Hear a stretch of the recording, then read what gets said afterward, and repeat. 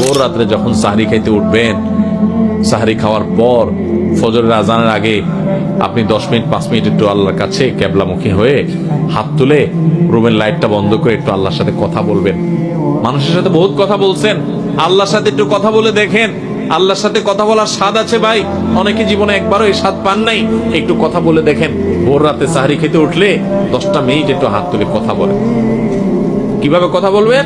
কথা বলবেন এইভাবে, ও আল্লাহ, কত গুনাহ আমি করেছি, কত পাপাচার আমি করেছি, মরতে আমার হবে, তোমার কাছে যাওয়া আমার লাগবে আল্লাহ।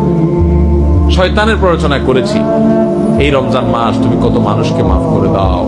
নবী করিম সাল্লাল্লাহু আলাইহি ওয়াসাল্লাম বলেছেন, ওয়ালিল্লাহি উতাকাউ মিনান নার ওয়া যালিকা ফি কুল্লি লাইলা। রমজানের প্রত্যেক রাতে আল্লাহ তাআলা অনেক মানুষকে সাধারণ ক্ষমা ঘোষণা করে দেন, যে যাও অমুক অমুক অমুক অমুক, যাও তোমাদেরকে মাফ করে দেওয়া হলো, জাহান্নাম থেকে মুক্ত ঘোষণা করে দেওয়া হলো। আল্লাহ কত মানুষকে আপনি সাধারণ ক্ষমা করে দিবেন। আল্লাহ আপনার সাধারণ ক্ষমা পাওয়ার জন্য কোনো যোগ্যতার দরকার হয় না, আপনি চাইলে যাকে তাকে মাফ করে দিতে পারেন। দুনিয়ার প্রেসিডেন্ট প্রধানমন্ত্রী চাইলে একটা দেশের যাকে তাকে যা খুশি তা দিয়ে দিতে পারে।